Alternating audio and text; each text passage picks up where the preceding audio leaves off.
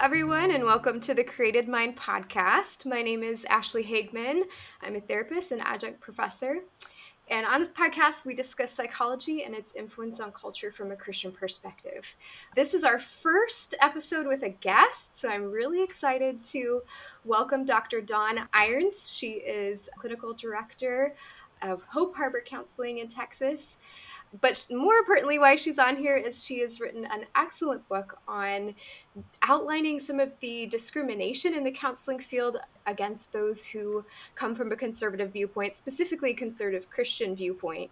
She's going to share with us a little bit about her book and reveal some things that, we are not aware of in general culture of the way that the counseling profession has changed and the ideological push that is rampant throughout our field, but that there is another voice happening, and we're excited to hear about that.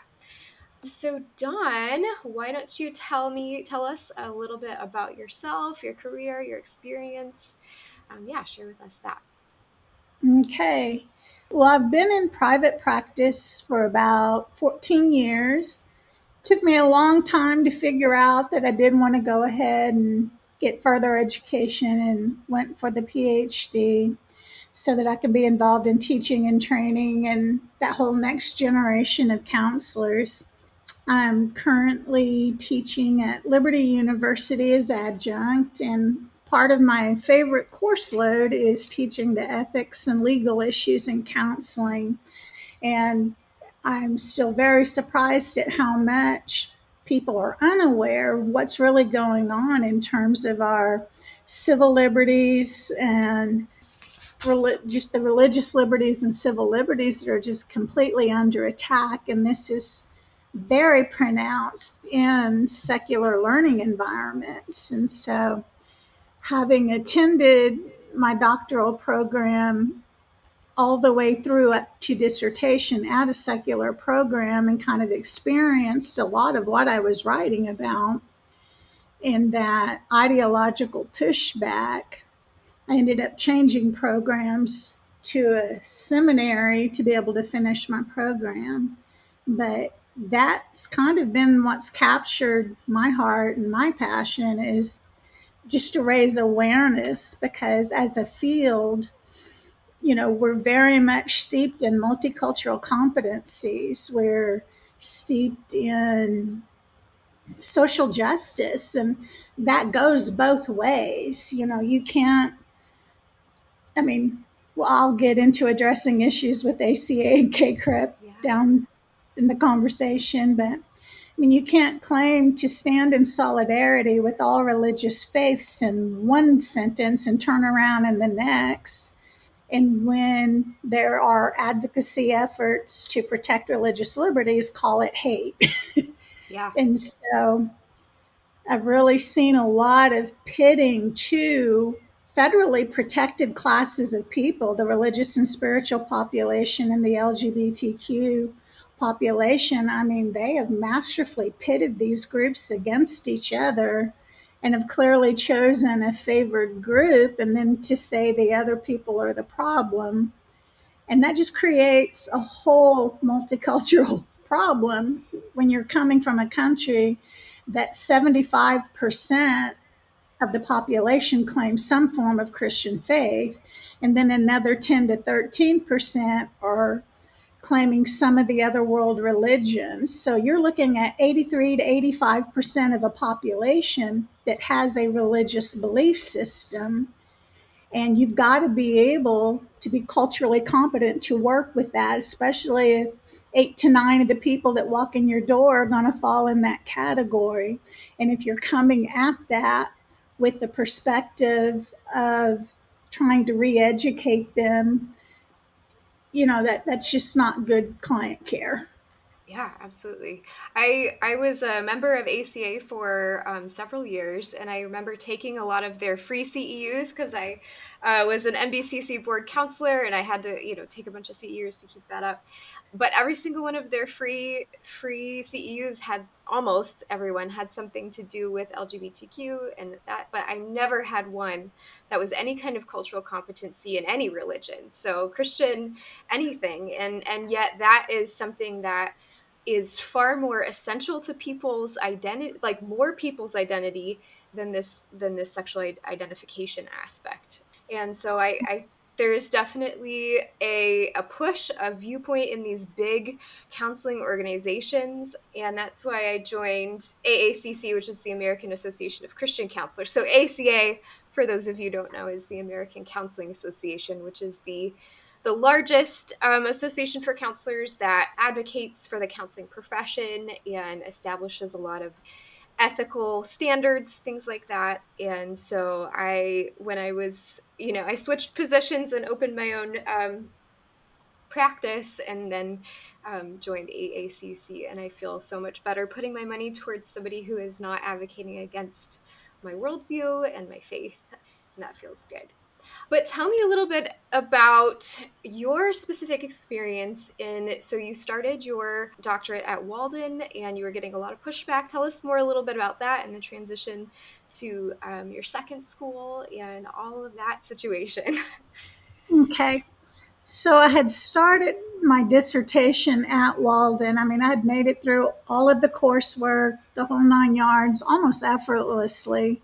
I mean, there were a few bumps along the way, but I didn't consider them massive until I really saw what it culminated in at the end when I got to dissertation.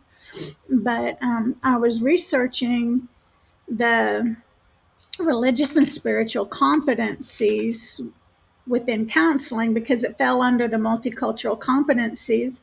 And I had noticed that in all of my training, there was never a discussion about how to engage a religious and spiritual population. In fact, it was almost frowned upon because in the larger dominant society, they're a dominant culture. And immediately the attitude among clinicians and professors were dominant culture bad, we only serve the oppressed. And Mm-hmm. it really struck me as or 75% claim a Christian faith, another 13 to 15% some of the other world religions. And so when you've got a chance of 8 or 9 people out of 10 walking in your door going to have some religious faith, you've got to have some level of competency. And my notice and my attention was really being drawn to how disparaging that group was being treated within the training programs. And so when I realized the ACA had adopted and approved religious and spiritual competencies through the ACERVIC organization, and I started looking at those, I'm like, well, if ACA has approved these competencies, why are they not integrated in these programs like the other competencies? I mean, we've got LGBTQ competencies, we've got ethnic competencies, I mean, all the competencies in the world, and we're being taught them except these. And so that was a real curiosity for me of why would they approve them and then not back them? It's like Yeah. it didn't make a lot of sense. So when I started researching that, the research that was coming up was a little bit startling because one of the studies, I want to say it was 2015 ish, they were interviewing counselor educators to find out their thoughts on integration of religious and spiritual competencies. The primary reason professors were saying that they would not do it was because they didn't have a personal interest in it. Hmm. And that kind of, well, now wait a minute, our KCREP curriculum competencies say that we have to address these issues. So when you're looking at accreditation standards that say you must, and professors are saying, I don't have a personal interest in it, so we're not. To me, that was my first red flag of, now wait a minute. So are we really even upholding our accreditation standards? Or are we really doing personal preference? And then the next second reason that they were not integrating those competencies was because they felt it was outside of the scope of counseling. Hmm. which, if you go back to some of the core foundational documents of the ACA, they adopted a wellness model. And in the wellness model, it says that religion and spirituality are a key component of wellness. And so, from the foundations of the ACA, I mean, this has been part of our movement in word only. And so I started to see a lot of discrepancies between what the standards say, what the ethical codes say, and what's actually being done. Hmm. And the more I started to call out and shine a light, these two things are not compatible. You can't say this and then do this. And I got a lot of pushback from that with my committee, and Hmm. it basically shut down the whole research program to where I had to transfer to another school in order to finish because it became very evident I was not going to go forward there. In Yeah. fact, they sent me through student development twice for re education because clearly I did not understand implicit bias and all of these things. And I'm like, I can't argue with you with what the research says. This is what's coming up. Hmm. My chair at one point had told me that I was using implicit bias to interpret all of the results that I was finding, and I was going to see no other thing but what I wanted to see.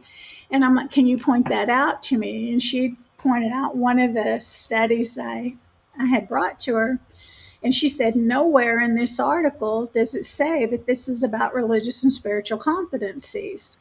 And I'm like, I didn't even know how to respond to that because the title of the article was, the narrative matters, religious and spiritual competencies in counselor Wow. educators. How do you answer that? But what the title says, and then there was another article that had reported the results, and she said, and once again, you're using your bias to interpret this. This is not at all what she's saying. And I'm thinking, well, I really do want to know if I'm misreading these results, that could be pretty bad. I want to get this right.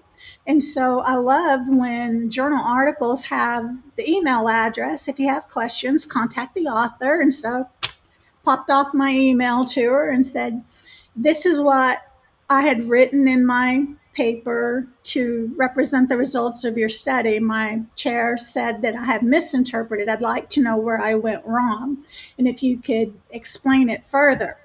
And she wrote back, Dawn, you nailed it. That's exactly what our study showed. Yeah. So I forwarded the letter from the author to the chair, which got me another round, round two of student development for dispositional issues. She told Wow. me that it was inappropriate for me to go behind her back to a professor at another university to try and get support for my argument. And I'm like, no, that's an interesting interpretation. I went to the author of the study to see if I interpreted her results correctly. Yeah. And Yeah. yeah, it was clear I was not going to get out of there. And even my student development mentor had told me, Dawn, it's time to get a lawyer. Hmm. And, that was the school zone employee saying, this is a bit much. But, when faced with that option of paying an attorney or paying out of pocket to go somewhere else to Hmm. school, it wasn't a hard choice. I needed Yeah. to finish. And Yeah. And what's interesting to me about your story, there's two things I wanted to highlight. The first one is that you weren't advocating that everyone needs to have a faith. You weren't advocating that everybody needs to be Christian. Like you were just saying that there needs to be these competencies that all counselors should be familiar with issues of faith that they might encounter with a majority of their clients, and to be able to respect them and engage them. And that's all you were saying. You're not yeah, pushing your religion. You're just saying that you need to respect your client's religion and the incredible pushback that you're receiving. I don't think that people, lay people, understand when they're going to a counselor that this is the environment that their counselor has gone to school in. Is not just, it's not just we need to like respect everybody's faith, but or we're just gonna kind of like not talk about it. It's like, no, you are not allowed to advocate even an education of what people Yeah. believe. One of the other studies that I was using in my dissertation had showed that master's level students, when asked what they perceived that they were being taught about religion and spirituality, the majority of them had said that they were taught either explicitly or implicitly that it was unethical to even have the discussion. Mm, How in the world does that fit in with any level of multicultural competence when 9 out of 10 people walking through your door are going to have some level of religious identity? yeah. Not to mention the wealth of research on the role that faith communities, that prayer, that all sorts of components of faith are contribute to mental health, and that they are key in protective factors against mental illness, but also key in healing from mental illness. And so, if you are ignoring this wealth of resource, this wealth of strength that your client has, and you're not even educated in it, and you don't feel that you can even talk about those things and approach those things and use them for your client's mental health, how are you truly Yeah, helping them? yeah, it That's scary absolutely to me. cripples the outcomes. Yeah, yeah. And I think, I deal primarily with young people, so teens and young adults. And I get a lot of people coming to me. There, a lot of times it's the parents that are reaching out, especially for teens, and they're concerned about sending their child to a counselor. Their kid needs help. Their kid needs somebody to be there for them and to work with them through their whatever they're dealing with. And yet they're scared. They're afraid that they're going to go to this counselor that essentially is going to preach to them against their faith. Right. And I have to say, a lot of times that's a legitimate fear. I say that's a very real and legitimate concern. And I think that it's important that consumers of therapy really understand that across the board, the training that goes on in these programs is highly antagonistic towards any kind of faith, and specifically worse with the Christian faith.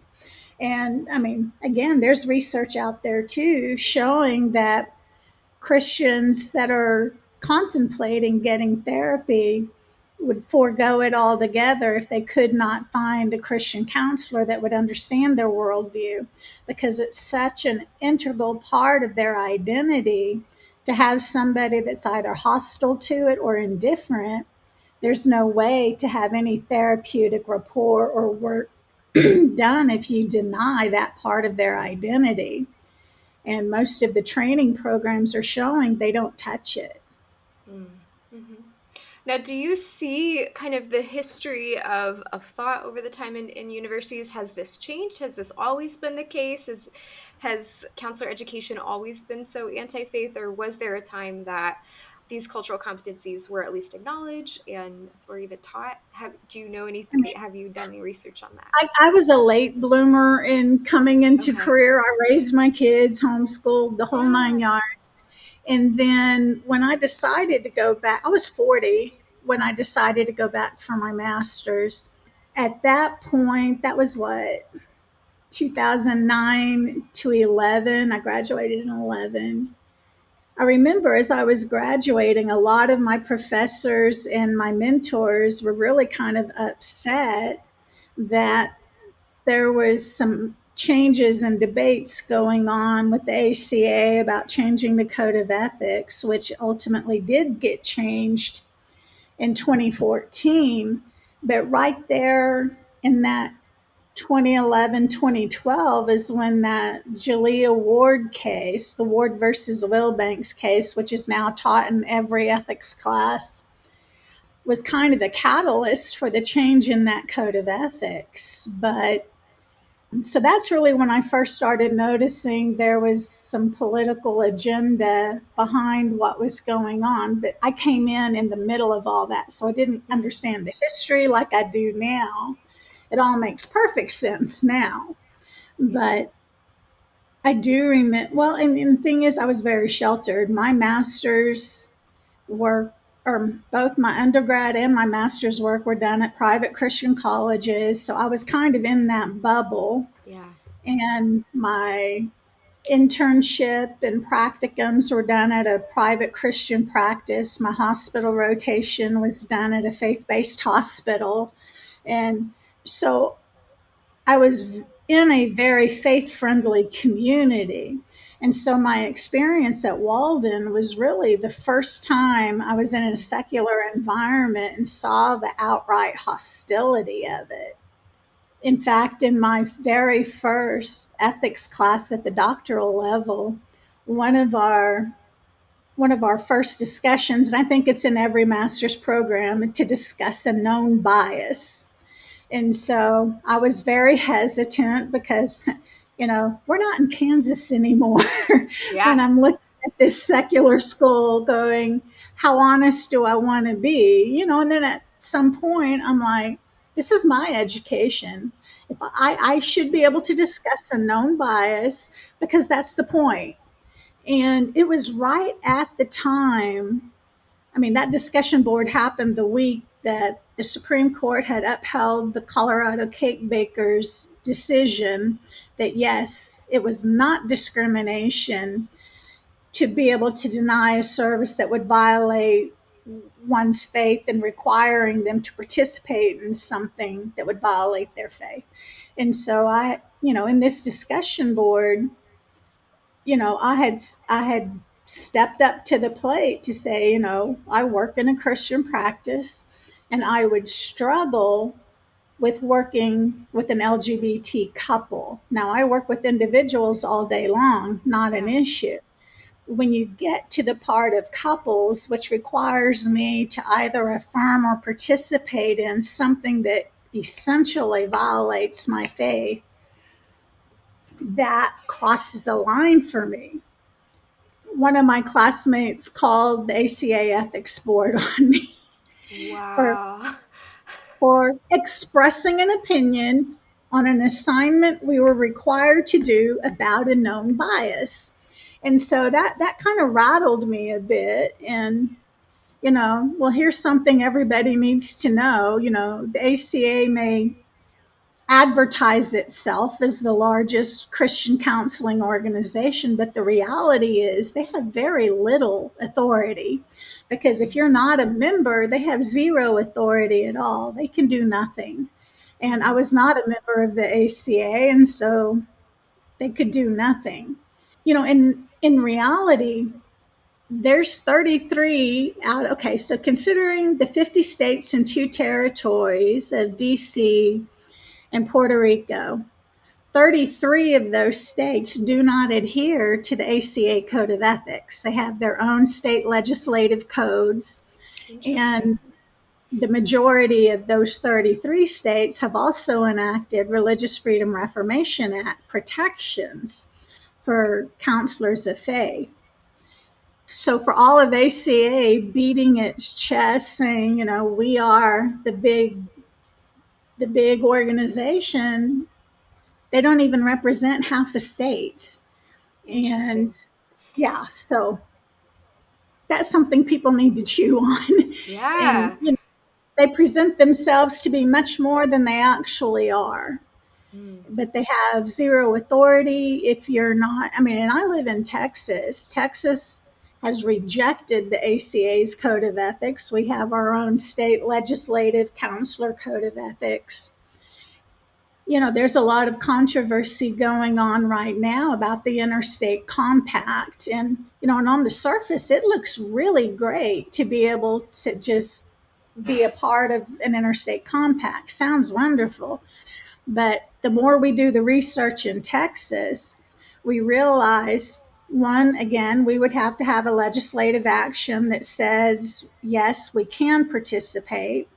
But then once we go there, as a state that participates in the compact, you come under the authority of the Compact Commission, Mm. which is all hand chosen by ACA. So that would then be Texas putting themselves under the authority of the ACA.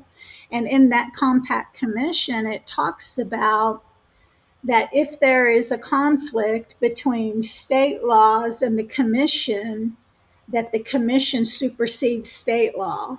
Well, Hmm. in Texas, we still remember being our own country. Yeah. And, that just doesn't really fly well with our legislators or even our counseling board. There have been some conversations, and the board has pretty much assured us, yeah, that's not going to happen. Hmm. And so it's almost like a Trojan horse, though. The compact, like I said, looks good on the surface. But for those states, those 33 states that have not agreed or to comply with the ACA Code of Ethics, it defaults them to that position. Yeah. And that won't be good for anybody. Yeah.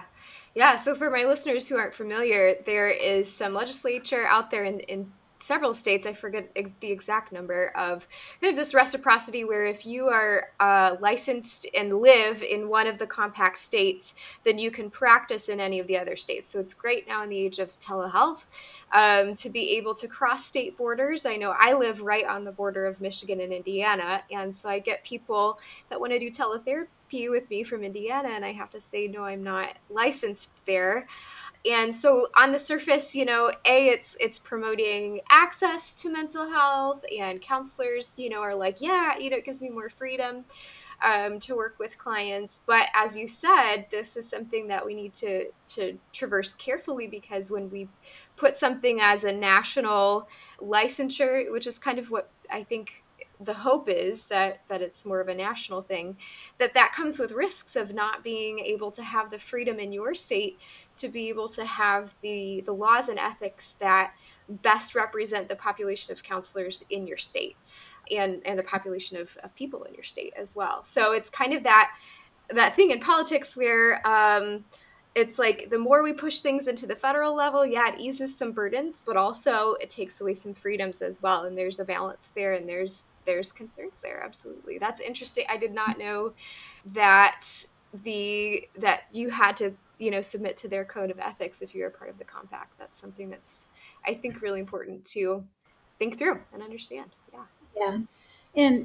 And that really gets even more highlighted when you think of the different state laws. Like if you go West Coast, California, Oregon, Washington State, all of them have legislated by law that affirmative care is the only way you can address issues of gender or Mm, sexuality. And so, if a client comes to you with a goal of unwanted same sex attraction, you cannot honor the client's goal and even discuss it, because the laws in there say if they have an unwanted same sex attraction, you can only affirm that and help them get comfortable with that. But you cannot try to affirm them in their biological gender. The client's goal should be where you're going. And if this client is having unwanted, hmm. at what point does the government get a voice in the counseling room? Exactly. Yeah. That is across the line. And again, goes back to the ACA Code of Ethics. It says that, the client has the autonomy to make their own decisions, which should mean to direct the course of their therapy. But with all of the political agenda and the state laws that are in certain states like that, the client can't even choose their own counseling goals. And Yeah. so therapists there have lost their license to try and have conversation, and honestly, for them to ever have gotten to the point of losing their license, it had to have been a setup, because Hmm. truly the government's not sitting in your office. Yeah. But when a client goes in with an agenda to say, I have unwanted sexual attraction, but it's a setup to see if you engage them, counselors have lost their licenses over that. Yeah. And so, Absolutely. Yeah, I fully believe that the compact is a Trojan horse that is going to be catastrophic for the states that do not adhere to the ACA Code of Ethics. Yeah. Yeah. So, one thing that we are trained on in counseling is that our clients, as you said, have autonomy and we need to respect their goals. Like therapy is something that is not us coming along and saying, you need to do this, you need to do this, you need to do this. It's something that is taking the client in their context, understanding them, and working towards their health goals. The I would say the pushback that I think that is out there on the left is that, well, what if they have beliefs that are harmful to themselves or harmful to others? I think one of the key components of leftist philosophy is that words are violence, that words are doing violence against somebody, that our reality is constructed by language, and therefore if you are speaking out against somebody, you are canceling their existence, you're literally quote killing them. Their pushback would be, well, if someone is harming somebody else, like for example, if we are, they might say, if we're treating somebody who desires to hurt somebody and they don't want to fix that, should we kind of push that still because it's something that is harmful to other people, and so should we, being ethical, try and work against these goals of the client? Hopefully that question is clear. What would you say to that pushback from the left? You know, so much of that still leaves me speechless because you can get trapped in the circular logic of that. So if I tried to like flip that script, would the same rule apply to the ACA? On the one hand, they say they stand in solidarity with all religious faiths.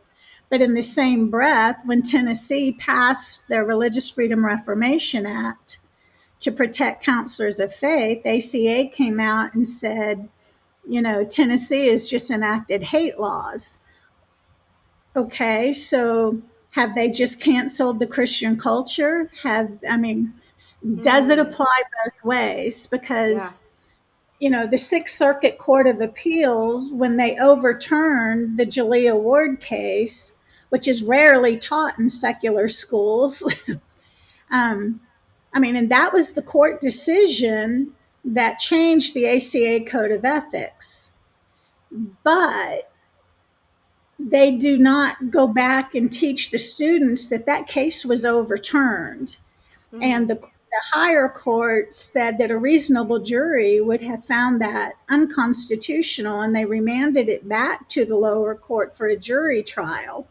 But very quickly, Eastern Michigan University, which is the school that expelled Julia Ward, and the ACA got together and quickly decided they were going to settle that case out of court because a verdict would have had ripple effects where we wouldn't even be having this conversation right now had that case gone to verdict.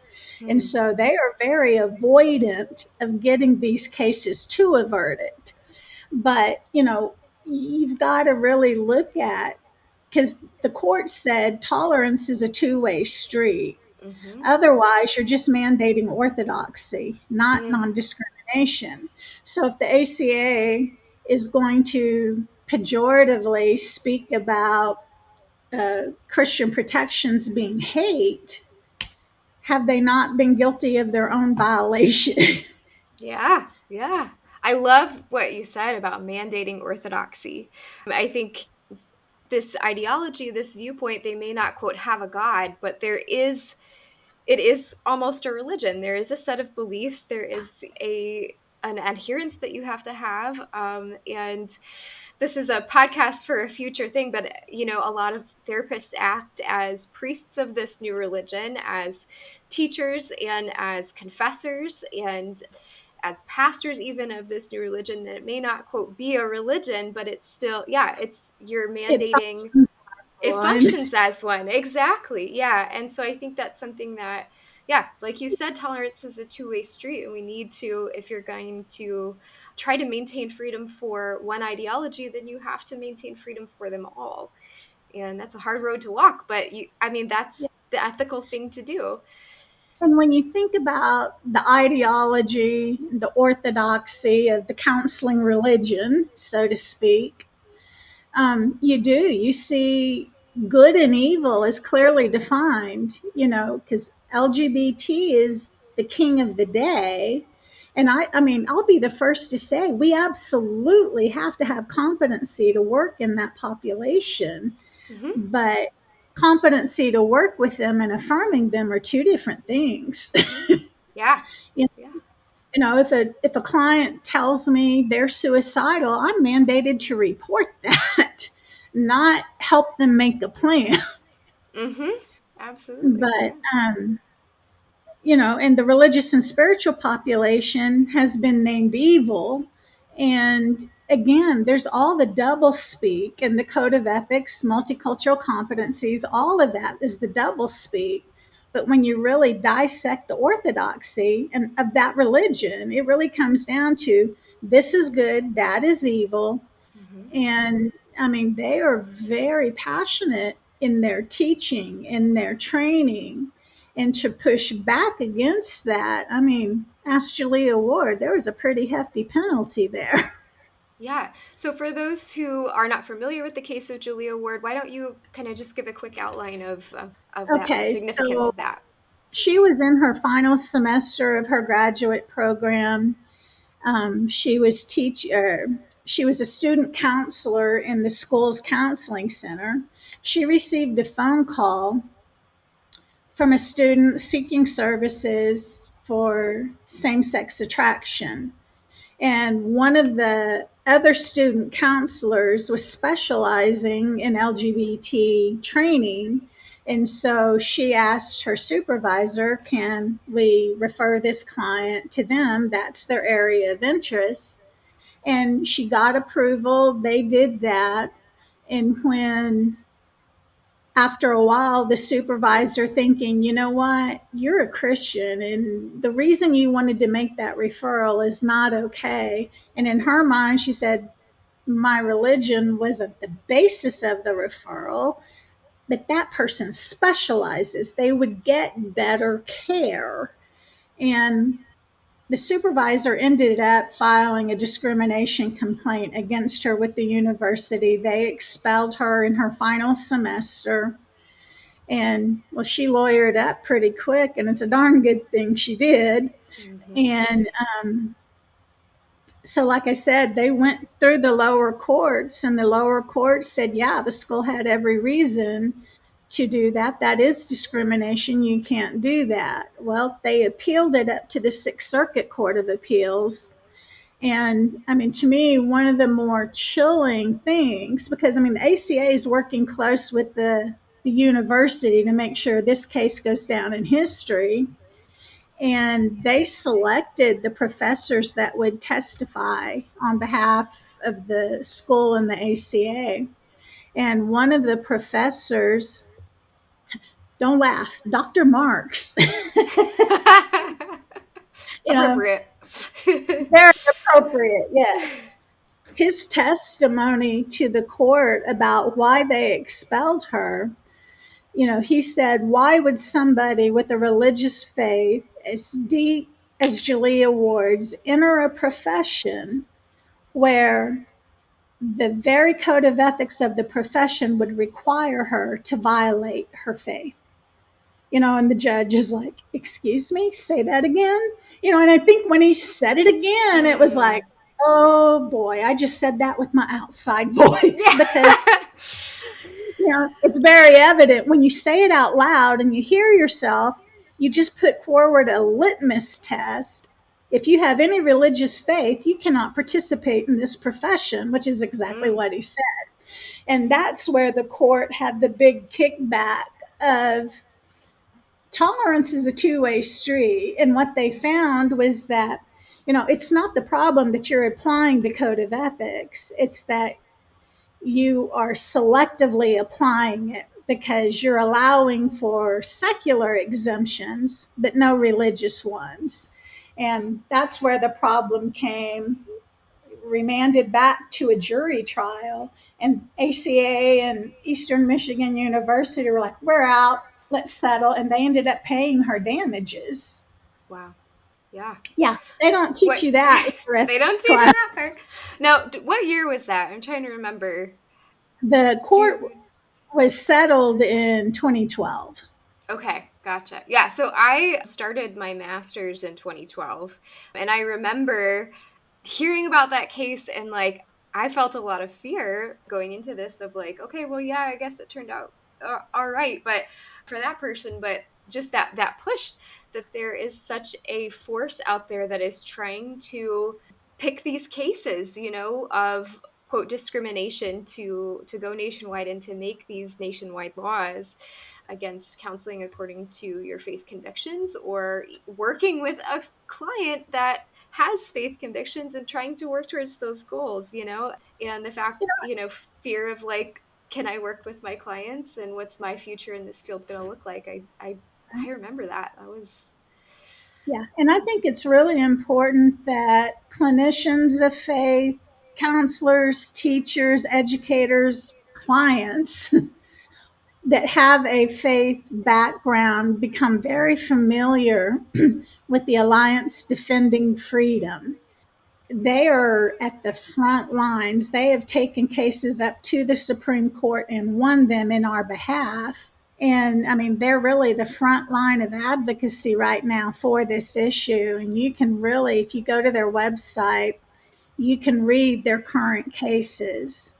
And it's just important to know that if you are in a situation like that where you feel like your civil liberties are being violated, whether in the classroom as a student or a professor, this organization will take up your case pro bono Hmm. if all the criteria fits, and they will run with it.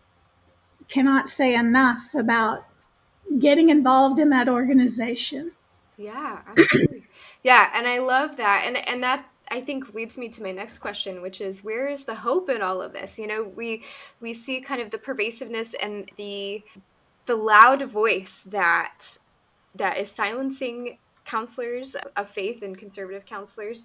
It feels monolithic. It feels like we can't speak out. I'm a member. I met you, Dawn, through a secret Facebook group that many counselors feel that it's a secret because many counselors feel that they can't talk about any of these issues with the general counseling profession because they'd be absolutely, they'd be reported to their board of ethics or lose their license over just trying to respect their clients' religious beliefs. So this feels so monolithic. It feels so uphill battle. Where's kind of the hope in this? Are there still good counselors out there? Is there like a way forward for advocacy for counselors? Do you see change on the horizon? Where's our hope? And I think it starts one voice at a time. The leader of that private group, I mean, she took a stand. She made a voice, and her voice went out and lit other candles. And now each of those candles are now lighting other candles, and suddenly there's a warm glow Yeah. of we're out there and we're not Hmm. backing down. And I think that when one voice, speaks up, and when you have organizations like the AACC, that, I mean, this will be my second year this summer at a conference where we're working on religious liberties. We're developing advocacy steps in 6 different categories that really span the breadth of counseling. And then in those areas of clinical practice, ethics and advocacy, the research and academia, all of these different areas, we're laying out very specific action plans Mm. uh, where we've put together a white paper that is going to be presented to Congress fairly soon. And I mean, it's organizations like that that make me realize, oh, we are so not backing down. We are Hmm. going forward. I mean, I think those of us with faith, we have to connect with God because, I mean, Amen. that is where our power lies. It's nothing in our own strength, it's by His Spirit. And that, I think, provides the courage. Our voices cannot be silenced when we really walk forward in faith and in the Spirit, because that is where the power is. Hmm. And Amen. I think, seriously, my voice activated your voice, that, and it's just going to keep going. I mean, we will absolutely face opposition because, like I said, the orthodoxy of the counseling religion has pit two groups against one another, called one good, one evil. But we are very systematically showing the court system how they're hanging themselves with their own rope, because you can't stand in solidarity with all faiths and then tell us that we're haters. Mm-hmm. That Yeah. doesn't work. That is multicultural incompetence. Yeah.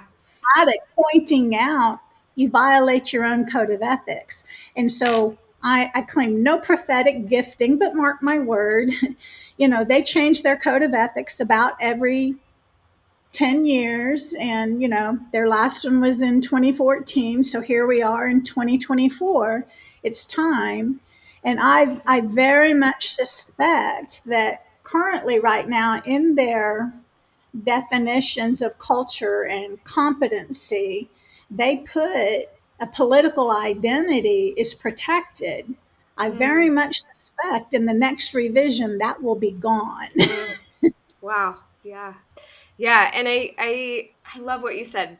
And two things I want to highlight about what you said. One of them I think is, yeah, like just not being afraid to get your voice out there and to say something as a clinician, as a client, as anybody in our society, to say what you mean and say what you think and speak the truth and not be afraid. I think that's something that encourages me. In a post-COVID world, things really came to a head at that time. And I think for a long time we have kind of sat back on our heels, and we have, as Christians and people with conservative viewpoints, I think we've kind of felt at ease with the way things are, still living in kind of a post Christian culture, like I'm not feeling super uncomfortable. But I think things really came to a head in 2020, and we saw, like, no, we can't be on board with this stuff. There is a line being drawn. It's not being drawn by us. There is being a line drawn that's not about tolerance. There's a line being drawn that's about erasing your right to say, to believe, and to say what you believe. And so I think there's a lot of hope that people are speaking out now, and like you said, there's different action being done, and that's really encouraging. But as you said, ultimately our hope is not in politics, our hope is not in advocacy groups, our hope is not in the popular culture or the magnitude of voices that we have. Our hope is in the Lord. And even if we live in a culture where we don't have the right to practice in the way that we want. Before we got on, you talked about the challenges of graduating from a non-K-CREP school, and then being, the limitations that can have on a career. And it's like, no, I'd rather have my ethics. I would rather know that I'm obeying the Lord, know that and I have confidence that I am doing his will and helping people and doing what's right, and suffer the consequences and have joy in that, and Absolutely. that's where our hope is. Yeah. A lot to be said with being able to lay your head down at night and being able to sleep knowing you kept your integrity intact. And even Amen. though the path forward without that KCREP credential may be rocky and uncertain, I know he called me to walk this path, so that is not uncertain. I just don't know Mm-hmm. how that unfolds before me. I just know to keep Sure. walking. Absolutely. Yeah, absolutely. Amen. I love that. So before we wrap up here, are there any final thoughts that you have? Anything that we didn't cover that you'd like to highlight? I mean, really connect for Christian counselors, connect yourself with the AACC and the Alliance Defending Freedom. I mean, they're not the savior of it, but man, they're on the front lines, Mm. and they're both organizations of deep faith. And so you will find that acceptance, that encouragement, and that prayer support that you're not going to find in these other organizations. Um, I mean, truly, don't forsake yourself, the assembling of the believers. I Mm. mean, Mm-hmm. for counselors, I mean, yes, we have our local churches, but we've got to congregate together because we're in a battle that the people in our churches aren't necessarily facing, but Mm-hmm. we are. Yeah. And I mean, we still have to be available to reach the people that God is bringing to us. And I think there's a lot of counselors that specifically focused on reaching the broken church. Mm-hmm. And, we cannot be silenced because that is still God's heart is always to bind up the brokenhearted. And I mean, a survey of the modern American church, we're broken. Mm-hmm. And Yeah. we've got to be able to be on that front line because God wired us and created us in a way to help bring healing to his body. And that was our passion. And I don't knock any counselor that has chosen other specialties. I am Mm-hmm. grateful that there are people that have specialized in LGBT. Mm-hmm. They can reach that community in a way that I can't. Mm-hmm. And I mean, for the individuals that I treat, what I find very interesting is, I mean, I have a statement of faith on my website, and I mean, the ACA Code of Ethics says that your clients have a right to know certain things about you. And so I took that as my opportunity to say, here's something you might want to know about our practice.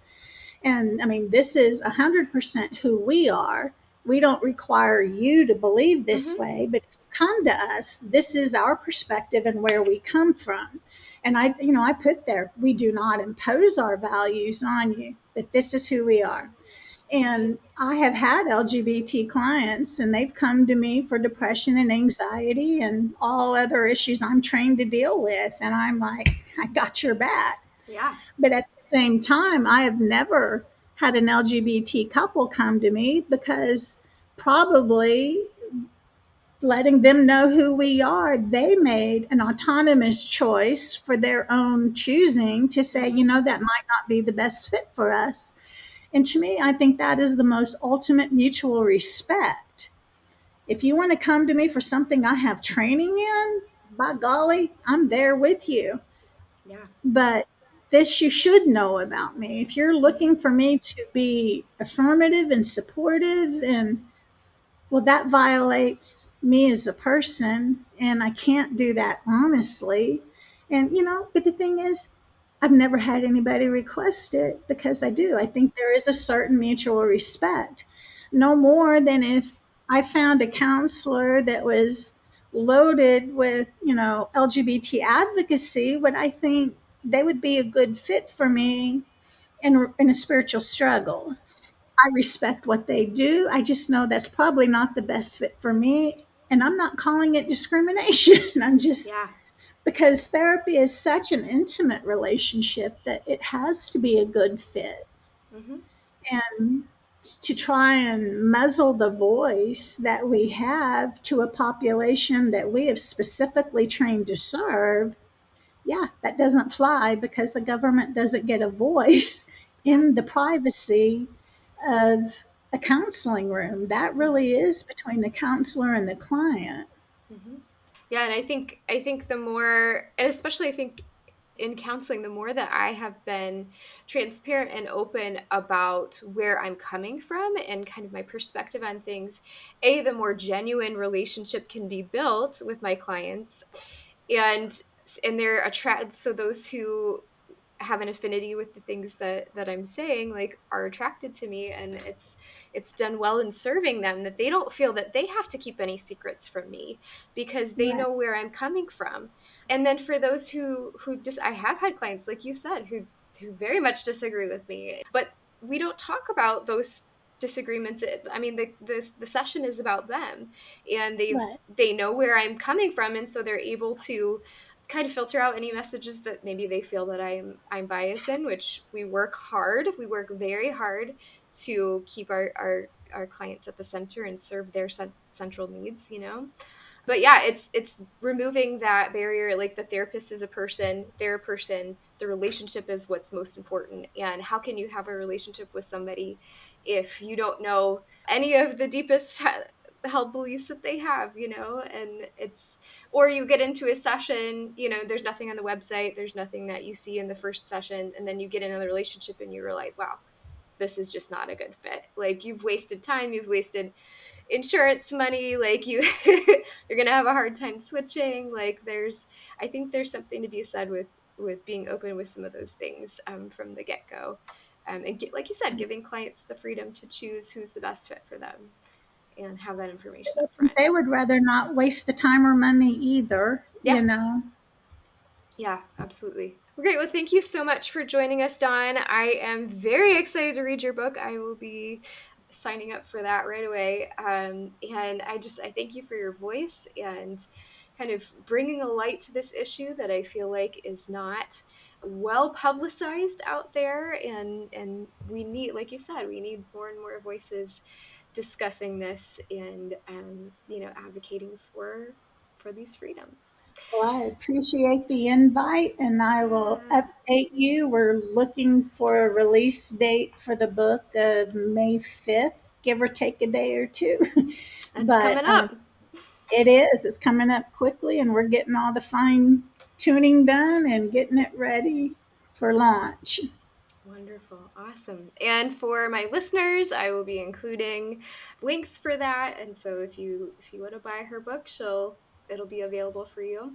And if you've liked what you've heard here on the podcast, I have an e-course that where you can hear a little bit more on my perspective. I go through understanding psychology from a Christian perspective through the framework of systematic theology. So we discuss each component of systematic theology and how that can underlie our understanding of psychology and the person and all of that stuff. So if you're interested in that, the link will be in the show notes. Thank you for joining us, and hopefully you'll listen in next time.